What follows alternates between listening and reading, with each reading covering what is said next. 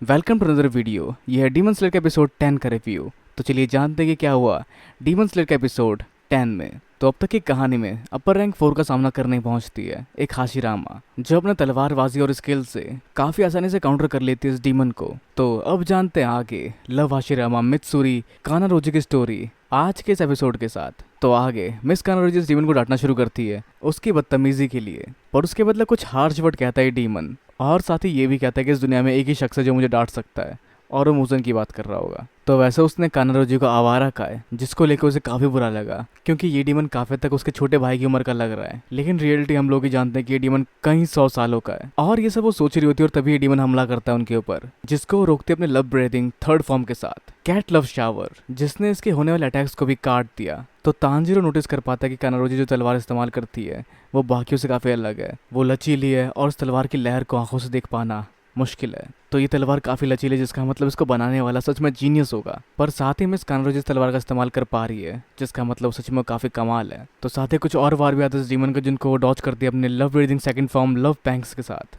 और वैसे ही दूसरे वारों का सामना करती है अपने लव ब्रीदिंग के सिक्स्थ फॉर्म से cattle gate winds of love, जहां उनकी तेजी देखते हुए इस्तेमाल करता है काउंटलेस स्ट्राइकिंग ट्रीज, जहां कई सारे उसके वार इकट्ठे एक साथ होने जा रहे होते हैं उनके ऊपर। और साथ ही तांजीरो भी नोटिस करता है कि वो हिस्सा जिसके अंदर मेन डीमन था वो दूर जाता जा रहा है, जिसकी तरफ बढ़ता है तांजीरो। और इन सभी को इकट्ठे हराने के लिए इस्तेमाल करती है कानारोजी लव ब्रीदिंग फिफ्थ फॉर्म का स्विंग लव वाइल्ड क्लॉ, जिन सबसे सभी वारों को काटते हुए पहुंच जाती है उस डीमन के गर्दन के पास और उसे काटने वाली होती है। लेकिन तभी वो डीमन कोई और वार लेकर उसके सामने आता है, और तांजीरो उनको रोकता है कि ये मेन बॉडी नहीं है। पर जिस सब के दौरान कुछ वार हो चुके होते हैं उस डीमन के मिस कानारोजी के ऊपर, जो होता है कंप्रेस्ड साउंड वेव, जिस वार का असर होने के बावजूद भी मिस कानारोजी अपना पोस्चर नहीं खोती, और अटैक से कुछ समय पहले ही उन्होंने खुद को संभाला था। तो वो डीमन इनकी बॉडी और कमाल की स्ट्रेंथ को देखते हुए वो समझ पाता है कि उसको काफी फायदा होगा अगर वो उनके मांस को कंज्यूम करेगा। लेकिन उससे पहले उसको उनके दिमाग और खोपड़ी का कचूमर बनाना पड़ेगा। पर उसका वैसे करने से पहले हम बढ़ते हैं फ्लैशबैक की ओर, जहाँ मिस कानारोजी रिजेक्ट हो चुकी होती है अपने पहले शादी के इंटरव्यू में, जहाँ उसको रिजेक्ट करने का रीजन होता है उनके रंग बिरंगे बाल जो उनके बच्चों तक भी जाएंगे और उनकी नस्ल खराब हो जाएगी। जहाँ उनका पहला इंटरव्यू हुआ था 17 साल की उम्र में, पर उस सबसे पहले जब वो बच्ची थी तो उनके पापा उन्हें अपने बाइसेप्स में घुमाते और दिखाते अपने बाइसेप्स को, जहाँ कानारोजी भी उसको कॉपी करती और उसके पास कोई बाइसेप्स नहीं थे उस समय। तो ये थी वो कहानी जो उसकी मोम उसे हर बार सुनाया करती उसके बचपन के बारे में। पर आगे जब वो 14 महीने की थी तो उस समय उनकी मॉम के पेट में था उनका छोटा भाई, और वो था वो पहला समय जब उन्होंने एक भारी पत्थर को उठा लिया था अपनी मॉम की हेल्प करने के लिए, जो लगभग एक 15 किलो का पत्थर था। पर कुछ समय बाद उनकी भूख और खुराक काफ़ी ज़्यादा होती, जिसके साथ ही वो काफ़ी पावरफुल भी हो चुकी थी, जिन्होंने अपनी छोटी सी उम्र में बड़े बड़े सुमो रेसलर्स को पंजा लड़ाते हुए हरा दिया। पर जैसी वो एक टीनेजर बनी, मतलब वो बड़ी हुई, उन्हें रियलाइज़ हुआ कि वो बाकी लड़कियों की तरह नहीं है, और रात को इस बात को लेकर चिंतित होती है। जहाँ अपनी मॉम से पूछती है, मॉम क्या मैं किसी की बीवी बन पाऊंगी? पर उसकी मॉम पूछती है, तुम ऐसा क्यों पूछना चाहती हो? जहाँ वो कहती है, मैं बहुत स्ट्रांग हूँ, मैं काफ़ी ज़्यादा खाती हूँ और मेरे बालों का रंग भी काफ़ी अलग है। पर उसके पापा कहते हैं कि अगर तुम चाहो तो पूरी ज़िंदगी हमारे साथ रह सकती हो। तो कुछ समय बाद अपने अगले शादी के इंटरव्यू के दौरान वो अपने बालों को रंगती है, खुद को कमज़ोर दिखाने की कोशिश करती है और खाने में कमी कर लेती है अपने। पर वो सोचती रहती है इस दौरान कि क्या ये सही है, मैं जो हूँ वो ना रहकर कुछ और रहूँ, और क्या कभी कोई मुझे प्यार करेगा भी? पर तभी उनके फ्लैशबैक्स में बढ़ते करंट टाइम में, जहाँ बाकी सभी लोग उन्हें बचाते हैं उस डीमन के उनकी खोपड़ी तोड़ने से, और वो होश में आती है जहाँ वो बेहोश हो गई थी, और वो इन सब की बातें सुन पाती है।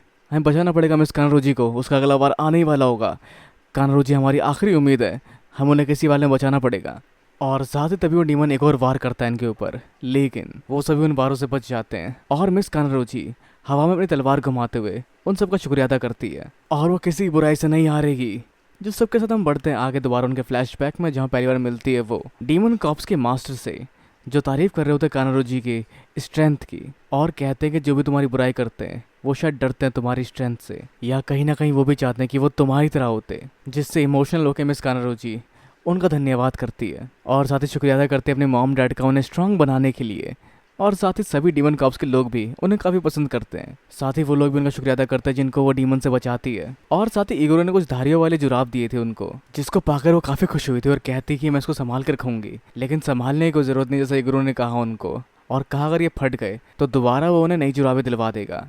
तो मिस कानारोजी हमेशा सोचती कि क्या एक लड़की के पास इतनी स्ट्रेंथ होना ठीक है, क्या दुनिया और समाज उनको एक्सेप्ट करेगा, या वो लोग मुझे इंसान मानेंगे भी या नहीं। पर आज वो ऐसा बिल्कुल नहीं सोचती, और अपनी स्ट्रेंथ का पूरा इस्तेमाल करेगी।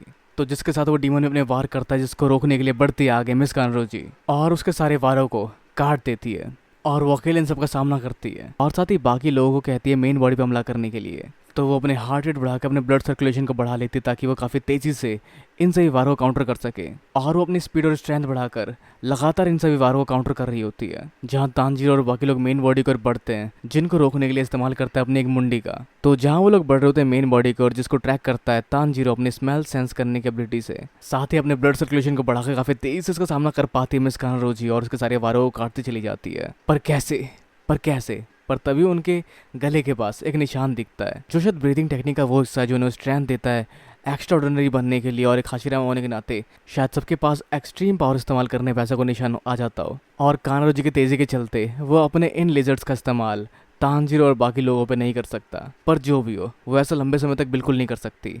उनका भी स्टेमिना कभी ना कभी ख़त्म ज़रूर होगा और सभी इंसानों का स्टेमिना ख़त्म होता है जहाँ वो अपने और वारों को लेकर उनके सामने आता है, लेकिन वो इनमें से किसी भी वार को तांजीरो और बाकी लोगों तक नहीं पहुंचने देगी।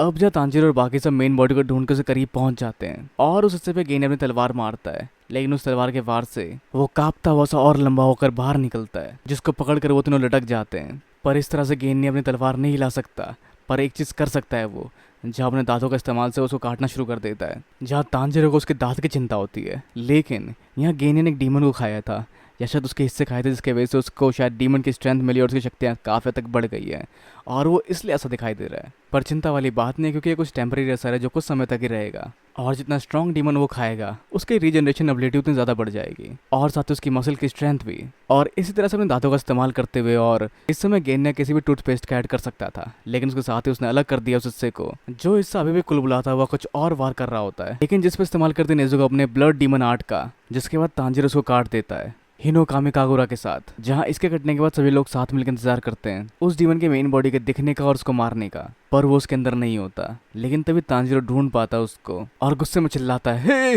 रुको, अपने पाप से मत भागो, अपनी गलतियों से मत भागो, जो भी तुमने गलतियां की है उसका हिसाब तुम्हें चुकाना पड़ेगा, तुम बच के नहीं जा सकते। जैसे कुछ याद कर रहा होता अपने अतीत के बारे में, जहाँ उसे उसके कर्मों की सजा मिलने वाली होती है, जहाँ उसे कहा जाता दो चेहरों वाला झूठा, जिस सबको याद करते हुए कह रहा होता है, मैंने कभी कोई झूठ नहीं कहा, जब से मैं पैदा हुआ हूँ मैं बस एक कमजोर इंसान था और उस सब के बावजूद कभी भी किसी ने मुझ पर रहम नहीं किया। और रोना शुरू करता है जहाँ वो कहता है मैंने कभी झूठ नहीं कहा और वो वहाँ से भाग जाता है, जिसका पीछा करता है तांजीरो और नेज़ुको, जिस पर वहीं खड़ा गेन्या एक पेड़ उठाकर फेंकता है जो उसके काफी करीब जाके गिरता है और साथ ही उसके ओर बढ़ रहे होते हैं तांजीरो और नेज़ुको। तो क्या ये लोग उसको हरा देंगे? जानने के लिए वेट करना पड़ेगा इसके नेक्स्ट पार्ट का जो काफी लंबा है, तो उसको हम इसके अगले कंटिन्यूएशन में एक्सप्लेन करेंगे। तो वैसे अपने विचार नीचे कमेंट बॉक्स में बताना बिल्कुल ना भूलो, वीडियो को लाइक शेयर और सब्सक्राइब करना भी बिल्कुल ना भूलो। तो मिलते हैं अगली वीडियो में। Sayonara and have a nice day.